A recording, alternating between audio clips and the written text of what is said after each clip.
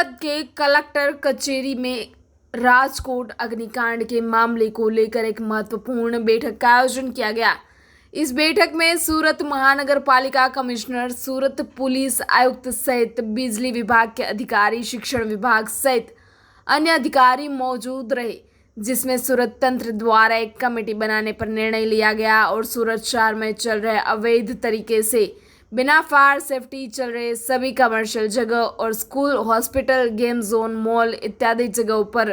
कार्यवाही की जाएगी। आज अँ तमाम डिपार्टमेंट्स अपना कॉर्पोरेशन, पुलिस, कलेक्टरश्री ने पूरा समग्र तंत्र जो है, एना सिवाय जो है अपना GIDC ने जो है इंडस्ट्री डिपार्टमेंट, एजुकेशन डिपार्टमेंट, अपना DGVCL तमाम सीनियर अधिकारीओ अँ आज एक मीटिंग राखीने जो एक टीम बनावी ने અને એક પૂરી ટીમ વેલ કોઓર્ડિનેટેડ ટીમ જેથી તમામ જેટલા બી અમારા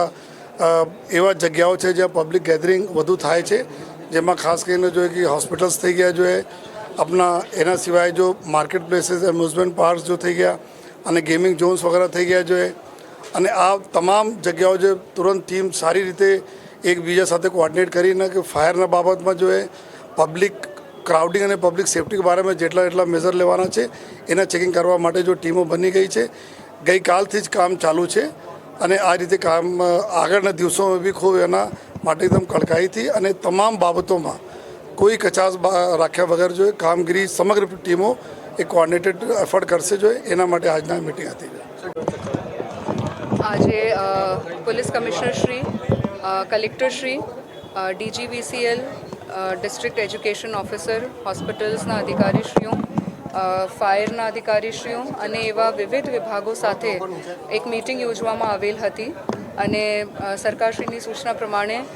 હવે આગામી દિવસોમાં જે કામગીરી કરવાનું છે એમનું એક એક્શન પ્લાન અત્યારે બનાવવામાં આવ્યું છે। કાલથી જ કામગીરી ઓલરેડી ચાલુ થઈ ગઈ છે, પણ બધા વિભાગો મળીને પબ્લિક સેફટીના રિલેટેડ જેટલા પણ NOCs અને મંજૂરીઓ હોય છે અને જેટલી પણ કામગીરી હોય છે